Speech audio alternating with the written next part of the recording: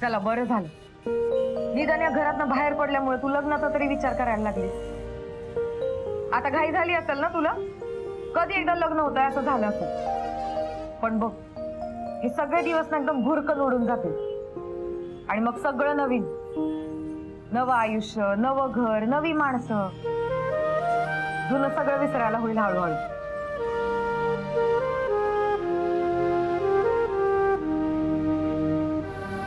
अगं तुम्ही खरंच सगळ्या जुन्या गोष्टी विसरता येतील का ग? अगं नव्या गोष्टीची सुरुवातीला सगळ्यांनाच भीती वाटते, पण म्हणून येणारा दिवस थांबतो का? तू जसं मन लावशील ना तसं हळूहळू नवीन आयुष्याची पण सवय होईल बघ तुला। खरंय तुझं, सगळ्या गोष्टींची सवय करायला हवी आता। म्हणजे आम्हाला भेटायला येशील ना? इथे इथंच आता, अजून कुठं? सुमे, मी परत इथे येईन की नाही मला माहित नाही। म्हणजे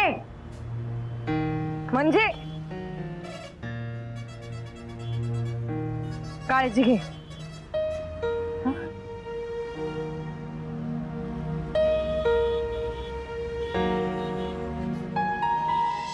शौनक, बिझनेस म्हटलं की काही गोष्टींकडे कानाडोळा करावाच लागतो, सगळ्यांना खुश ठेवावं लागतं। कोण कधी नडेल सांगता येत नाही, सगळ्यांना खुश ठेवायचं, पण शेवटी आपल्याला पाहिजे तेच करायचं। तरुणपणी मला रॉक म्युझिक खूप आवडायचं, पण वडिलांना म्हणजे आप्पांना शास्त्रीय संगीत ऐकण्याची हौस। एक दिवस माझ्या वडिलांनी बिटलची ओरिजिनल रेकॉर्ड खिडकीबाहेर फेकून दिली। मग मी काय केलं? चोर नाही काय लागलो। आता तू विचारशील की मी वडिलांची खोटं का वागलो? त्यांच्यामुळे मला शास्त्रीय संगीत कळू लागलं, रुचू लागलं। पण याचा अर्थ हा नाही की रॉक संगीत वाईट आहे मग। डॅड, तुम्ही या सगळ्या गोष्टी आप्पांना समजून का नाही सांगितल्यात?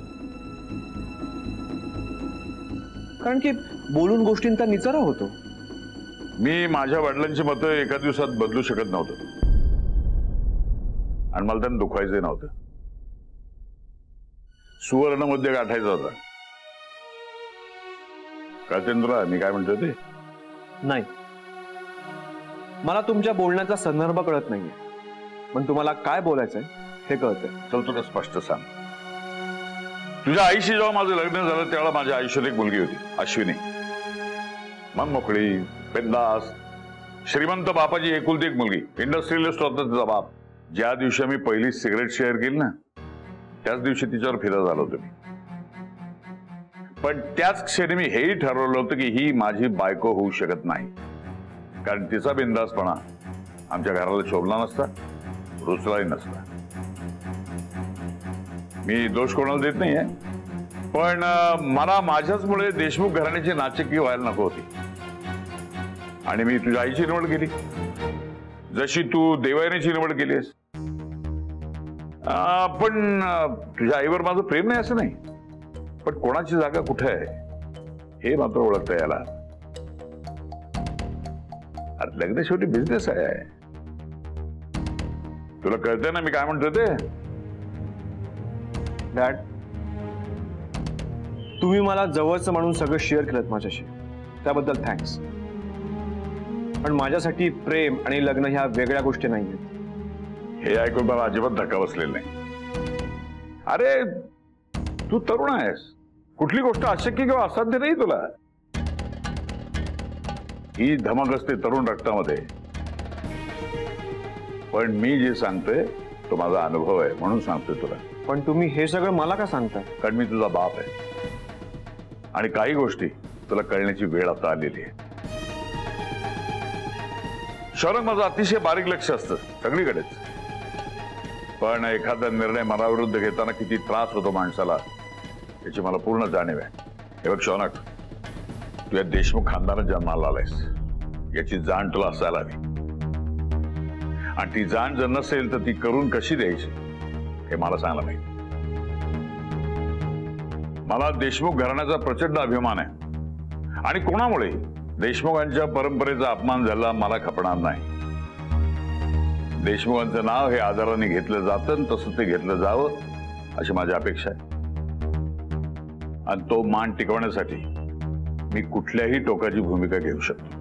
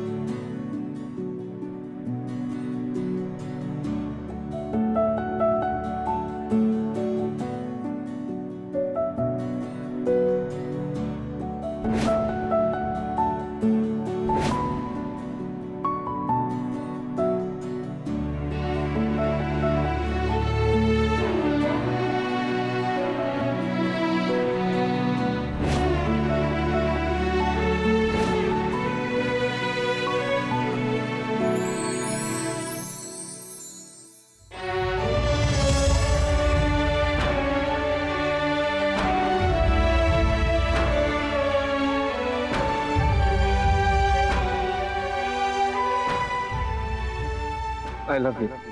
I love you. I love you.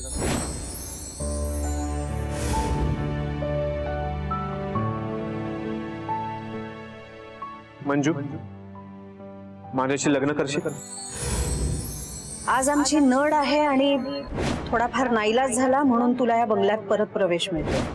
Otherwise या बंगल्याशी, या घराशी तुझं कुठलंही नातं नाहीये आणि ते जोडायचाही प्रयत्न करू. लक्षात ठेव.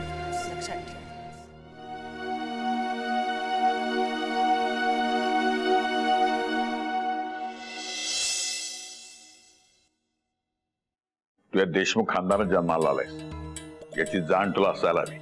मला देशमुख घराण्याचा प्रचंड अभिमान आहे आणि कोणामुळे देशमुखांच्या परंपरेचा अपमान झाला मला खपणार नाही आणि तो मान टिकवण्यासाठी मी कुठल्याही टोकाची भूमिका घेऊ.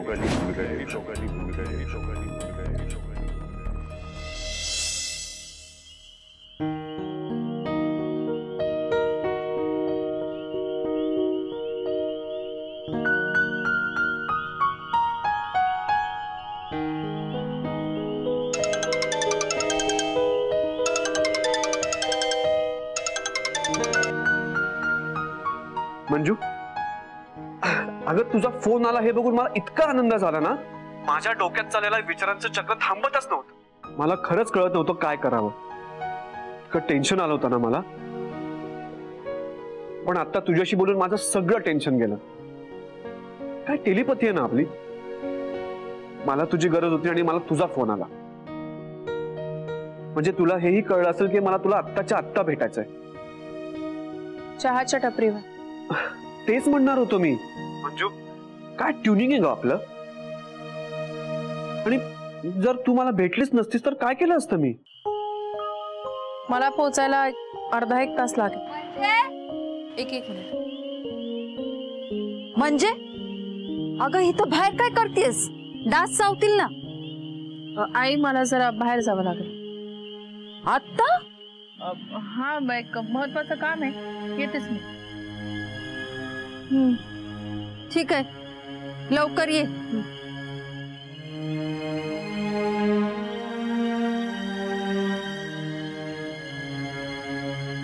हा श्रवणात मी निघते लगेच.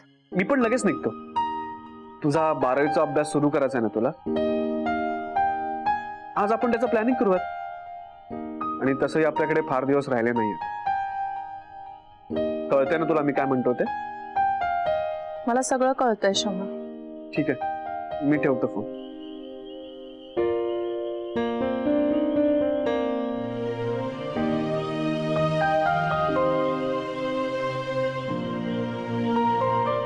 हॅलो कुमार.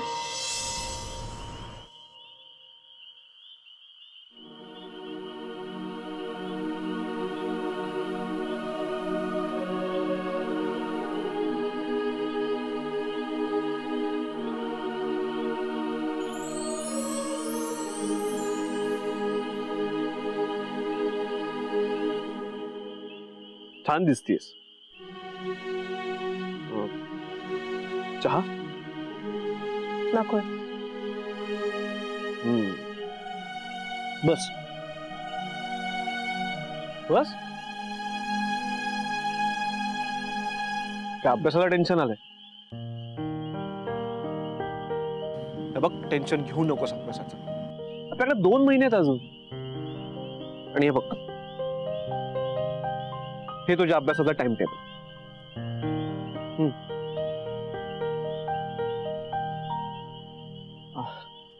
आय नो की लग्नानंतर आपल्याकडे जास्त दिवस नसणार आहे, बट यू डोंट स्ट्रेस. सगळं नीट होईल. आणि आता आपल्याला नवीन अभ्यास सुद्धा सुरू करायचा आहे. म्हणून म्हणतो की एकदा का आपलं लग्न झालं ना की नवीन विषयाला भिडवा. खरंय तुमचं. लग्न होणार आहे, पण आपलं नाही. तुमचं देवयानीशी आणि माझं कुमारशी. काय परत तेच? अगं, किती निगेटिव्ह विचार करणार आहेस तू? बघ, माझं तुझ्यावरती प्रेम आहे आणि मी तुझ्याशीच लग्न करणार. पण माझं तुमच्यावर प्रेम नाहीये, कधीच नव्हतं.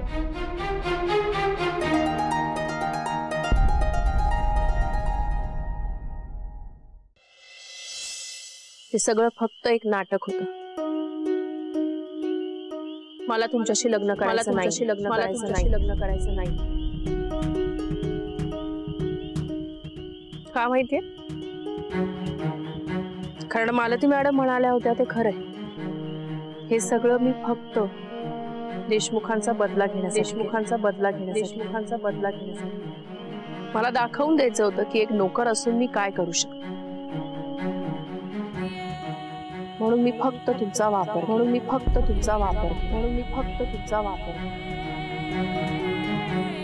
अभ्यास वगैरे सगळं नाटकच होतं. मला कधीच कशातच इंटरेस्ट नव्हता. मला फक्त तुमच्यासारख्या श्रीमंतांना अद्दल घडवायची.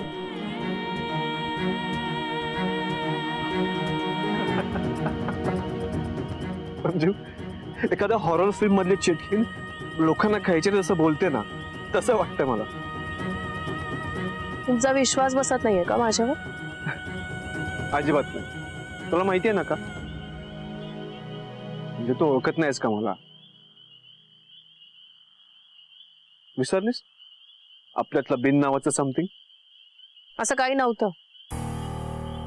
बिन नावाचं समथिंग असं काहीच नव्हतं.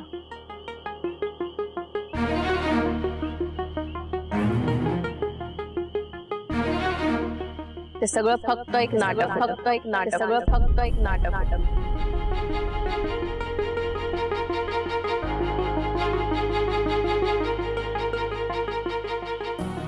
कुमार येईलच आता. मीच बोलावलंय त्याला. त्याला पाहून तरी बसेल ना विश्वास?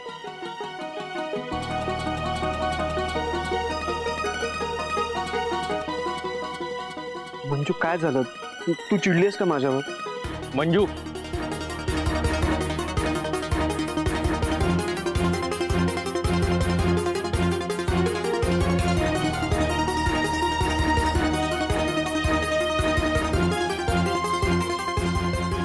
अरे कुमार, ये ना. मी आता शौनक साहेबांना हेच सांगत होते की आता आपलं लग्न जवळ आलंय आणि लग्नानंतर मला अभ्यास नाही करायचा. मला फक्त घर सांभाळायचं, संसार करायचा.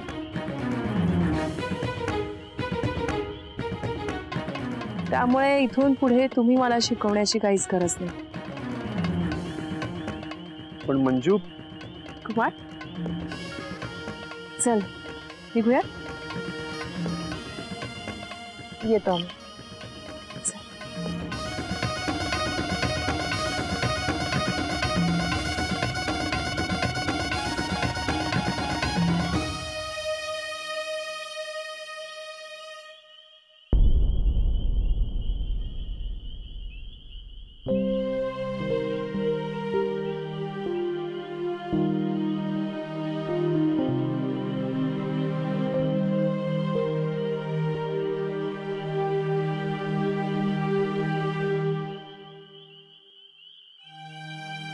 पण माझं तुमच्यावर प्रेम नाहीये.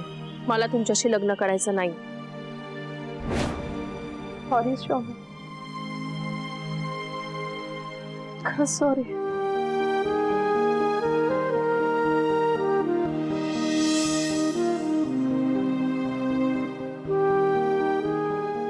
लग्न होणार पण आपलं पण माझं तुमच्यावर प्रेम नाही. हे सगळं फक्त एक नाटक. मला तुमच्याशी लग्न करायचं नाही. का माहिती, हे सगळं मी फक्त देशमुखांचा बदला घेण्यासाठी केलं. मला दाखवून द्यायचं होतं की एक नोकर असून मी काय करू शकतो, म्हणून मी फक्त तुमचा वापर.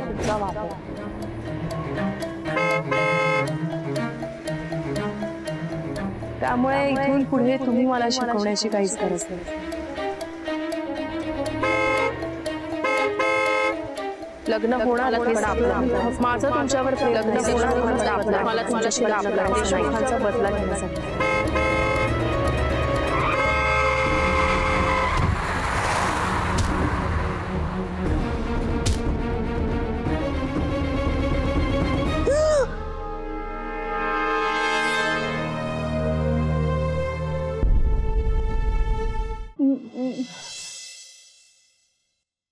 काय ग, कुठे निघालीस? अगं मग कस तरी वाटायला लागलंय. मी आलेच. सपन बघितलं असशील वाईट. काय नाही, मी आहे ना तुझ्या जवळ. झोप, चल झोप.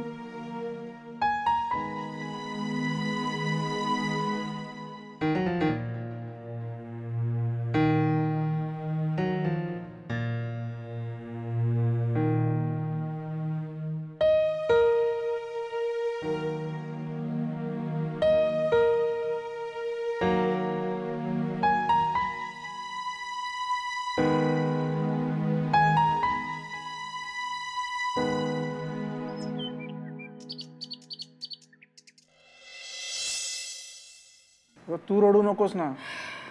तू जर रडलीस तर आमचा पण धीर सुटेल. हे बघ, तो ठीक आहे आता. अरे काय ठीक आहे तो आता? केवढं लागलंय त्याला. त्याच्या पाठीला मार बसलाय, पायाला जखम झालीये, धड चालताही येत नाहीये त्याला. नाही बरोबर आहे, पण ह्याहीपेक्षा जास्त गंभीर ऍक्सिडेंट होऊ शकला असता की नाही. पण तसं नाही झालंय. हे बघ, एवढं गंभीर असतं तर डॉक्टरांनी लगेच डिस्चार्ज दिला असता का? मी तुला सांगतो, एका आठवड्यात ठणठणीत होईल तो. वा, ही काळजी का तुला तुझ्या धाकट्या भावाची? अगं अरे कुठे गेला होता तो रात्री, आणि का नाही गाडी नेली त्यांनी? तर मी परत काही बोललो तर तू मलाच ओरडशील. प्रणव, बोल आता, बोल पटकन. बहुतेक मंजूचा अभ्यास घ्यायला गेला होता. मुलगी म्हणजे ना सावट आहे आपल्या घरावर. खरंच जर तो तिचा अभ्यास घ्यायला गेला असेल ना तर मी माफ नाही करणार आहे तिला यावेळेला. तिच्यामुळे माझ्या शौनकची ही अवस्था झाली. नाही तर आम्ही बघून येते. बस खाली बस, रिलॅक्स, आराम कर. त्यालाही जरा आराम करू दे. सारखं सारखं त्याच्या रूममध्ये जाऊन त्याला डिस्टर्ब करू नकोस. देव्यानी आहे की नाही त्याच्या बरोबर, काही हवं नको बघायला.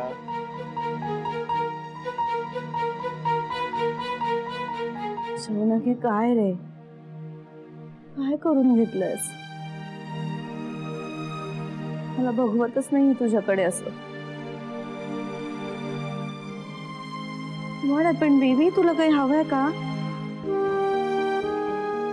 तू कोण असणार आहे दुसरं?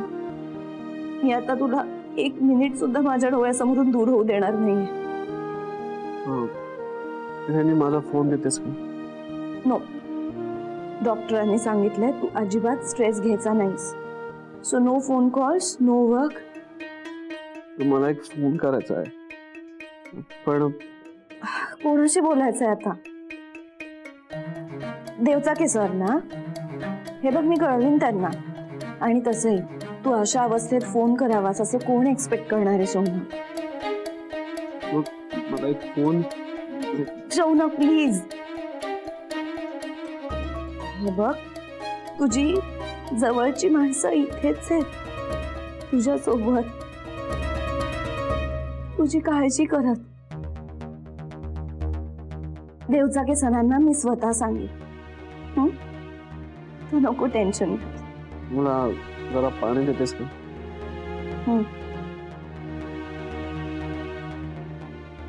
आणि थँक्यू माझ्याशी वाद न घातल्याबद्दल.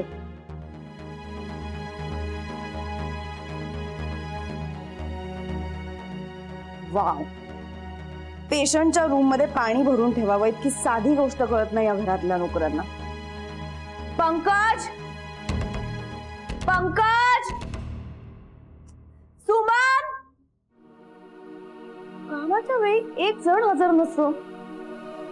शौनक, मी बघून येते, पण तू अजिबात उठू नकोस. आलेच मी.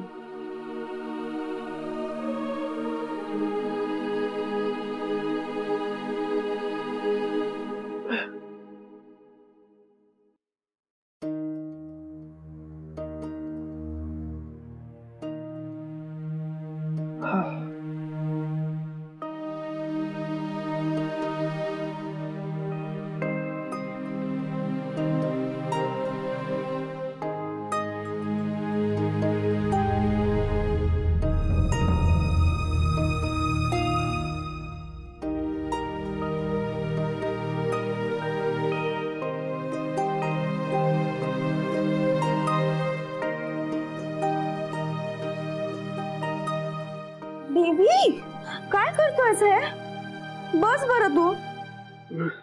काय हे शौनक? मला एक फोन करायचा. नो, तू पूर्ण बरा होईपर्यंत मी तुला फोन घेऊ देणार नाही. I am going to switch it of.